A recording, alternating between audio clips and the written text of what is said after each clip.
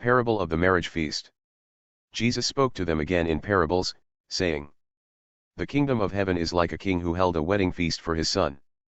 And he sent his slaves to call those who had been invited to the wedding feast, and they were unwilling to come. Again he sent other slaves, saying, Tell those who have been invited, Behold, I have prepared my dinner, my oxen and my fattened cattle are all butchered and everything is ready. Come to the wedding feast. But they paid no attention and went their separate ways, one to his own farm, another to his business. And the rest seized his slaves and treated them abusively, and then killed them. Now the king was angry, and he sent his armies and destroyed those murderers and set their city on fire. Then he said to his slaves, The wedding feast is ready, but those who were invited were not worthy.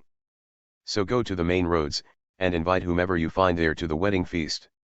Those slaves went out into the streets and gathered together all whom they found, both bad and good, and the wedding hall was filled with dinner guests.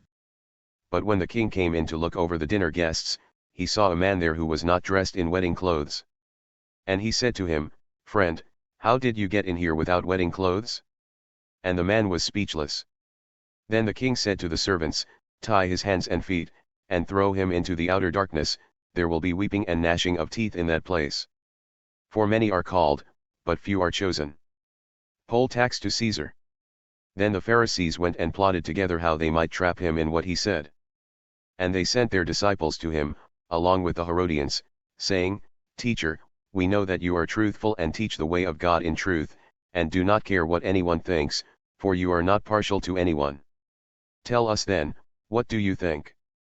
Is it permissible to pay a poll tax to Caesar, or not? But Jesus perceived their malice, and said, Why are you testing me, you hypocrites? Show me the coin used for the poll tax. And they brought him a denarius. And he said to them, Whose image and inscription is this? They said to him, Caesar's. Then he said to them, Then pay to Caesar the things that are Caesar's, and to God the things that are God's. And hearing this, they were amazed, and they left him and went away. Jesus answers the Sadducees.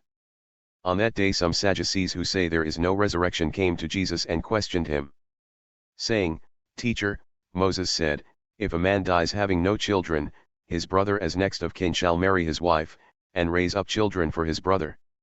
Now there were 7 brothers among us, and the first married and died, and having no children, he left his wife to his brother. It was the same also with the second brother, and the third, down to the 7th. Last of all, the woman died. In the resurrection, therefore, whose wife of the 7 will she be? For they all had her in marriage. But Jesus answered and said to them, You are mistaken, since you do not understand the Scriptures nor the power of God. For in the resurrection they neither marry nor are given in marriage, but are like angels in heaven. But regarding the resurrection of the dead, have you not read what was spoken to you by God? I am the God of Abraham, the God of Isaac, and the God of Jacob. He is not the God of the dead, but of the living. When the crowds heard this, they were astonished at his teaching. But when the Pharisees heard that Jesus had silenced the Sadducees, they gathered together.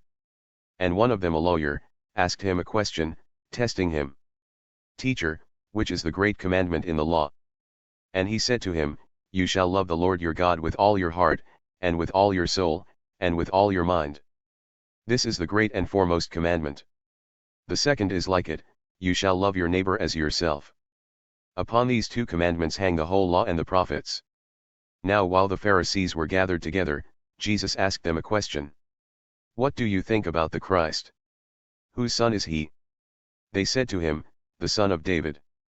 He said to them, Then how does David in the Spirit call him Lord, saying, The Lord said to my Lord, Sit at my right hand, until I put your enemies under your feet? Therefore, if David calls him Lord, how is he his son? No one was able to offer him a word in answer, nor did anyone dare from that day on to ask him any more questions.